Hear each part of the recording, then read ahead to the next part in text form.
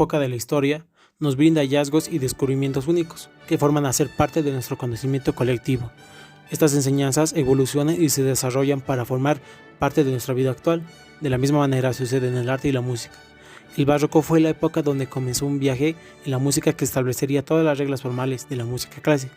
Así que conocer este tipo de música nos puede brindar una mayor apreciación de esta disciplina. El barroco fue un movimiento en Europa, especialmente con auge en Italia, Alemania, Inglaterra, Francia y España durante el siglo XVII. Muchos lo sitúan en el nacimiento de la ópera, en el año 1600, hasta la muerte del compositor Johann Sebastian Bach en 1750. La música en el barroco tenía una fuerte apreciación artística hacia los extremos, la hechura y el contraste. El barroco, muchas personas lo definen como pesado y retorcido, dejando a un lado lo subjetivo. Para la música este tiempo en la historia era crucial, ya que fue un momento de reformas donde la música se vuelve un elemento poderoso como espectáculo público y se utilizó como un medio de influencia. Para el músico resultó ventajoso porque muchas veces pasó a ser un sirviente de la nobleza y asegurar su subsistencia, en algunos casos durante toda la vida, y gracias a esos encargos. Ahora vamos a hablar sobre las características principales del barroco. El barroco era un periodo musical que va desde el 1600 hasta 1750. Es un periodo donde prima la fantasía, la expresión de los sentimientos y el gusto por el movimiento y el contraste. Va a ser una música muy recargada o también llamada muy ornamentada. Bien, esta es una música donde busca la expresión de los sentimientos, el movimiento y el contraste a través de la melodía y el ritmo mecánico. La textura principal va a ser la de la melodía acompañada. Y también tenemos que recordar que va a haber una melodía principal y un instrumento o varios instrumentos que van a ser el bajo continuo, que esto es propio del barroco. Entonces, esto significa que hay una melodía principal aguda y un instrumento polifónico que hace una melodía grave y una aguda en la cual suele ser el clave. Ya. La mano izquierda del clave es la que hace la melodía grave. Se repite con otro instrumento melódico que suele ser la viola de gamba o el actual violonchelo. Y la mano derecha es la que hace la melodía aguda. Se improvisa en el clave. Ya, otra característica es que el ritmo es muy marcado. También el pulso es muy importante. También se establecía la tonalidad actual de las escalas mayores y menores. Ya, ahora también tenemos que hablar del compás, que en esa época era muy delimitado. Bueno, se ha cambiado al muy delimitado, antes era muy extenso, ahora es delimitado. Y es importante la teoría de los efectos. Esto significa que la música va a ser la encargada de intentar representar pasiones y sentimientos. Estas pasiones y sentimientos se representarán mediante la música, mediante de distintas maneras. Por ejemplo, si es un pasaje muy dramático, pues se utilizarán escalas muy decentes o muy descendentes, con notas muy tristes y graves, o etcétera, otros tipos. Ya. También tenemos los dos tipos principales de músicas, que son la vocal y la instrumental, que van a hablar mis compañeros, y eso, y yo les dejo con mis compañeros. Gracias. Buenos días, profesor. Yo les voy a hablar de los géneros musicales. Dentro de ellos podemos encontrar los teatrales y los religiosos. Los teatrales, dentro de ellos está la ópera. Dentro de los religiosos se encuentra el oratorio, cantata, motete y misa. La ópera empezó desde 1650. Es fundamentalmente compuesta por instrumentos, es fundamentalmente cantada y está acompañada por instrumentos. Se le distingue más por sus obras dramáticas. La ópera se une dentro de la música, el arte, actos escenográficos, que podría ser el ballet, la poesía, ¿no? La música podemos encontrar las orquestas, los solistas, y dentro de la escenografía o arte podemos encontrar lo que sería pinturas o cuadros, o también decoración. El oratorio. Este es más idéntico a la ópera, pero tiene resalta más en los coros, tiene un enfoque más en los coros. Solía tener temática, solía tener una temática religiosa, ahora es escenificada. Este se escribía con la lengua vernácula. ¿A qué me refiero a esto? Es un lenguaje específico, una lengua para incorporar al idioma, para sentirte más dentro de ese idioma, más adaptado, para tener una adaptación dentro del lenguaje. Este oratorio es representado por las iglesias. Más que todo se centra en lo que es el texto evangélico. La cantata es considerada tiene un uso litúrgico. ¿A qué me refiero con esto? Que se basa mediante sinfonías instrumentales, coros, etcétera. La composición de la cantata es parte de las obligaciones de la música, se podría decir. Y también hay un dato que dice que se escribían cantatas profanas. Las profanas nos referimos a que son sonidos o músicas, canciones que van fuera de la iglesia, y eso antes se le consideraba como algo profano, algo como un pecado, ¿no? Dentro de la iglesia, claro. Los motetes. Estos son, ahora con el paso del tiempo van como algo secundario dentro de la era del barroco o dentro del barroco. Tiene una denominación por ciertas composiciones religiosas. O sea que se caracteriza más por canciones o composiciones religiosas. En el siglo XVII resaltó más en Alemania y en Italia. En el siglo XVIII como que ya solo se utilizaba el nombre para nombrar ciertas cantatas, composiciones, ¿no? Con un estilo concertante. ¿A qué me refiero? Este estilo era armónico, que se utilizaba con 2 o más instrumentos dentro de la composición. Bueno, eso es todo. Muchas gracias. Hasta luego. Dentro de las formas del barroco también tenemos que tener en cuenta las que se realizan mediante instrumentos, de las cuales están las formas solísticas, que se refieren a las formas dedicadas a ser interpretadas por un solo instrumento y con mucha ornamentación. Dentro de esta forma encontramos a los preludios, tocatas, fantasías y fugas, las cuales poseen espacios para mostrar virtuosismo e improvisación. Las obras más populares fueron escritas para instrumentos de teclado. La fuga en concreto es una forma musical que explora el contrapunto de las vocales y el desarrollo de los motivos. Ejemplos son la tocata y en fuga en re menor de Johann Sebastian. La sonata. La sonata fue compuesta por un solista, acompañada de 1 o 2 instrumentos, con bajo continuo.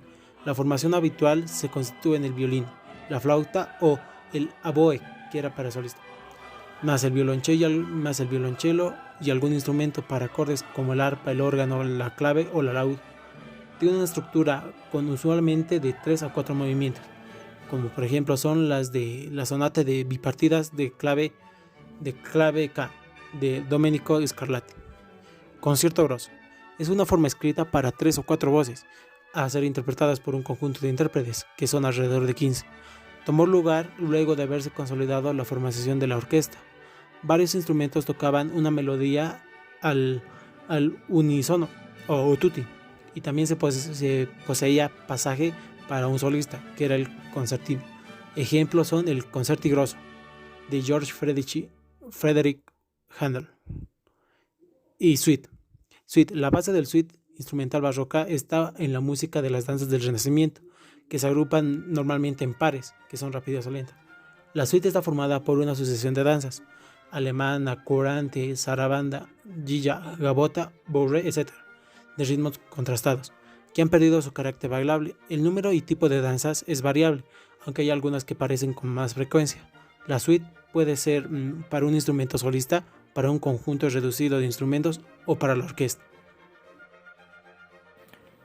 Bueno, profesor, yo les voy a hablar de las etapas del barroco, que son los distintos periodos que se caracterizan el movimiento artístico, cultural, que tenía en presencia en esa época de la historia, las artes y la música.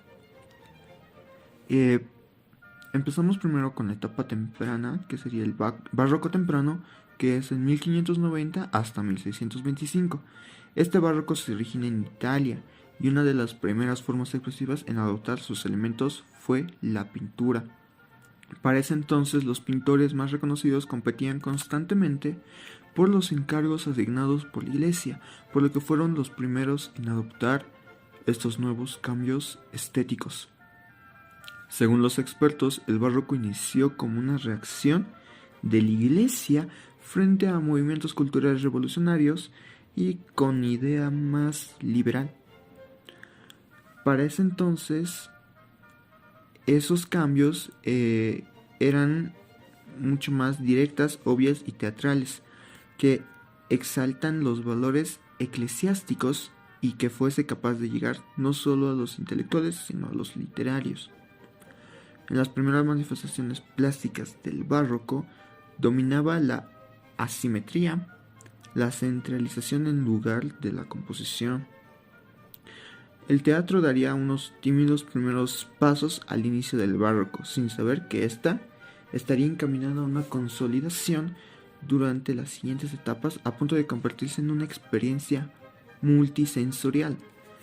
Luego, eso sería uno de los datos más importantes de lo que sería el barroco temprano, pero luego vamos al barroco pleno. El barroco pleno empieza desde 1625 hasta 1660.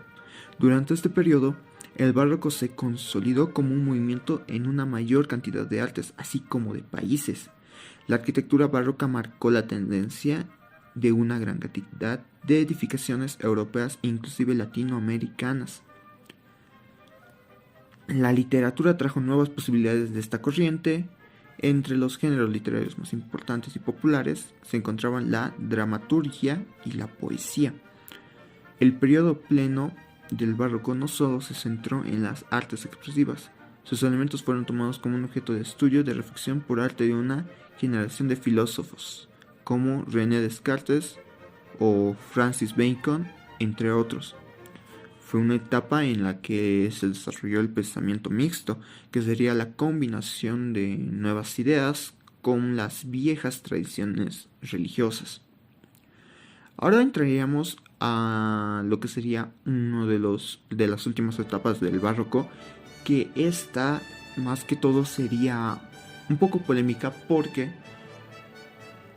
hay científicos que dicen que solo hubo 2 etapas y otros que dicen 3, ya que esta estaría iniciando como en la siguiente etapa de la historia, que sería el barroco tardío, que sería en 1660 y 1725. Como digo, que algunos historiadores consideran que esta tercera y última etapa del barroco no es considerada como tal, sino como el inicio del siguiente movimiento, que sería el rococó. No obstante, se afirma que hay manifestaciones durante este periodo que son esencialmente barrocas. Casi todas las artes mantuvieron su nivel de importancia y producción durante esta etapa, con una mayor importancia histórica para la pintura, la música y el teatro.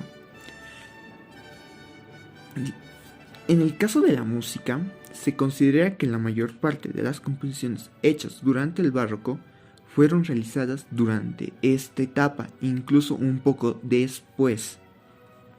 Al contrario de otras artes, se debate si la música barroca comparte los mismos conceptos estéticos y conceptuales que perseguían las otras manifestaciones artísticas. Siguiendo con las concepciones religiosas que dieron inicio al barroco, El teatro hizo bajar a los dioses y a las divinidades al escenario, y la tecnología brindó la posibilidad de una experiencia mucho más íntima, sin la presencia de la maquinaria utilizada. Aunque este barroco finalizó como un movimiento artístico, hoy el término sigue siendo utilizado para destruir los atributos físicos o etapas de desarrollo de otras piezas artísticas o expresivas.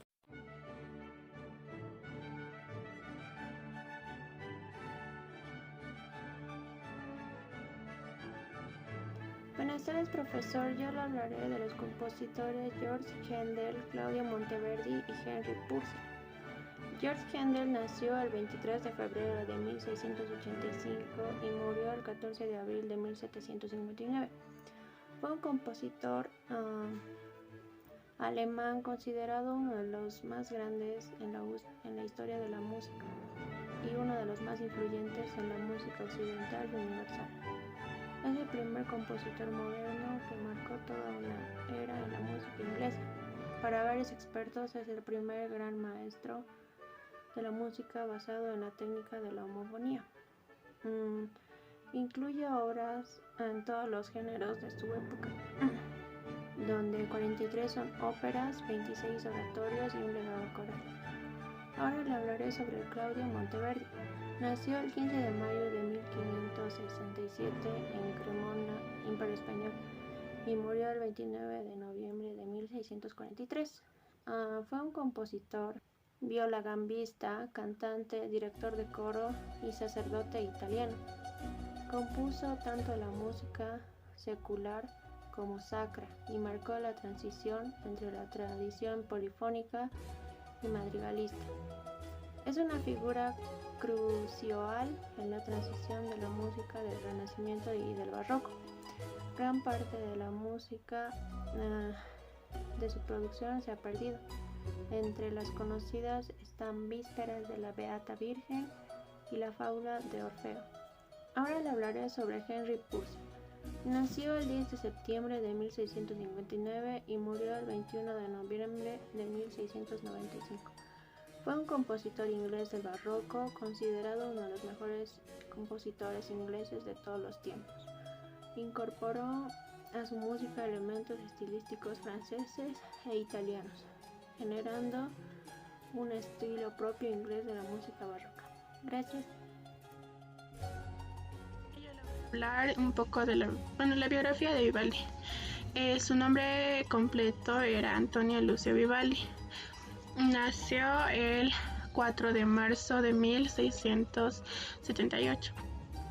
Nació en la República de Venecia, en Italia. Falleció el 28 de julio de 1741. En su vida fue profesor, violinista y compositor. Antonio Lucio Vivaldi nació en la ciudad de Venecia el 4 de marzo de 1678. Se desconoce mucho de su infancia. Su padre, Giovanni Battista Vivaldi, fue un reconocido violinista. Se dice que le transmitió su pasión por la música. Antonio Lucio Vivaldi estudió durante 10 años en un colegio eclesiástico. En 1703, con 25 años, fue nombrado con el cargo de sacerdote. Debido a una enfermedad de los bronquios, tuvo que abandonar el cargo. Ese año, desempeñó el cargo de profesor de violín en una institución de mujeres huérfanas, en las que se daba formación musical. Así, sus primeras composiciones fueron por mujeres, una orquesta de mujeres. En 1705 fueron publicadas sus primeras obras. Poco a poco, Vivaldi se fue ganando un reconocimiento en Italia dentro del mundo de la música, este ámbito. Poco después fue reconocido a nivel europeo por su profesión de compositor y violinista. En esa época, la ópera era el estilo musical que predominaba en las clases medias altas. Vivaldi se introdujo en este género, a pesar de que su posición de sacerdote no le dejaba exponerse a ciertos estilos de esa época. Se llegó a criticar la poca devoción y consagración de Vivaldi hacia el culto y lo recriminaron sus actos. En 1718 el gobernador Felipe de Mantua, que era una ciudad de Italia, ofreció a Vivaldi trabajar en la capilla como compositor. Residió durante 3 años en esta ciudad. Después, en 1721, viajó 2 veces a Milán para presentar una obra musical llamada La Silvia. Un año después decidió mudarse a la ciudad de Roma, donde pudo introducir su estilo de música, un estilo de música diferente y nuevo a sus obras. Llegó a tocar una de sus obras para el Papa Benedicto XIII. Vivaldi regresó a Venecia en 1725 para componer y elaborar varias óperas. En 1741, con 63 años, Vivaldi falleció de Viena debido a una infección. Entonces Vivaldi compuso más de 750 obras. La más conocida en todo el mundo fue la de las 4 estaciones. Gracias, profe. Johann Sebastian Bach. Bach nació en 1685 en Eisenach, Turingia. Su familia tenía generaciones de compositores e intérpretes. Hablar de los Bach era hablar de música. Fue una familia numerosa, pero sus padres murieron pronto y tuvo que ir con su hermano mayor. Posteriormente él se casaría y tendría un total de 20 hijos, donde primero se casó con su prima Mariana Bárbara Bach, con la que tendría 7 hijos, en la cual sobrevivieron 2 de ellos. Posteriormente se casaría con Agna Magdalena Bach, con la cual tendría los 13 hijos restantes. Además del órgano y del clavecín, tocaba el violín y la viola de gamba. También fue impulsor de la textura contrapuntística barroca. Sus obras importantes fueron el Concierto de Brandeburgo, La clave de Bien, Tempranero, suites para cello, conciertos, sus cantatas, la misa en si menor, tocatas, fugas y la Pasión según San Mateo. Murió en 1750 y ahí marca el final del barroco.